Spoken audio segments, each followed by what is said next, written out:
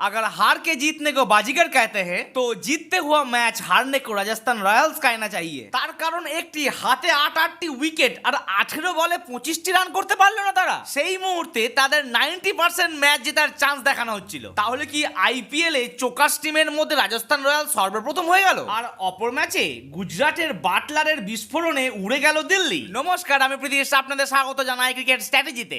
Autograph নেওয়ার বয়সে ক্রিকেটারদের সঙ্গে খেলার স্বপ্ন পূরণ এ যেন রূপকথার মতো গল্প, কিন্তু সেটাই বাস্তব করে দেখালেন বিহারের কিশোর ক্রিকেটার বৈভব সূর্যবংশী, যার বয়স মাত্র 14 বছর 23 দিন। আইপিএল এর মঞ্চে অভিষেক ঘটিয়ে নতুন ইতিহাস গড়ল সে। দুর্দান্ত ব্যাটিং করলো বৈভব, 20 বলে 34 রান। আমার যা মনে হচ্ছে সে যদি শেষ অবধি খেলতো তাহলে সেই হয়তো রাজস্থান রয়্যালসকে জিতিয়ে দিত। কিন্তু নো ডাউট ম্যাচের হিরো আবেশ খান। লখনৌ প্রথমে ব্যাট করে 20 ওভারে রান করেছিল 180, জয়সওয়ালের 74, রিয়ান পরাগের 39, কোনো কাজেই লাগলো না রাজস্থানের। কিন্তু আমার এই ভিডিওতে আপনাদের লাইক আর চ্যানেলটিকে সাবস্ক্রাইব আমার অবশ্যই খুব কাজে লাগবে। দিল্লিকে হারিয়ে গুজরাট চলে গেল টেবিল টপারে। দিল্লি করেছিল 203 রান 8 উইকেটের বিনিময়ে, আর গুজরাট মাত্র 3 উইকেট হারিয়ে 204 করে ফেললো। আহমেদাবাদে অবিশ্বাস্য ব্যাটিং গুজরাট টাইটান্সের ব্রিটিশ তারকা জস বাটলারের। রান আউট হয়ে ফিরে গিয়েছিলেন অধিনায়ক শুভমান গিল। সেখান থেকে 3 নম্বরে নেমে 54 বলে 97 রানের অপরাজিত ইনিংস খেলে দলকে জিতিয়ে দিলেন।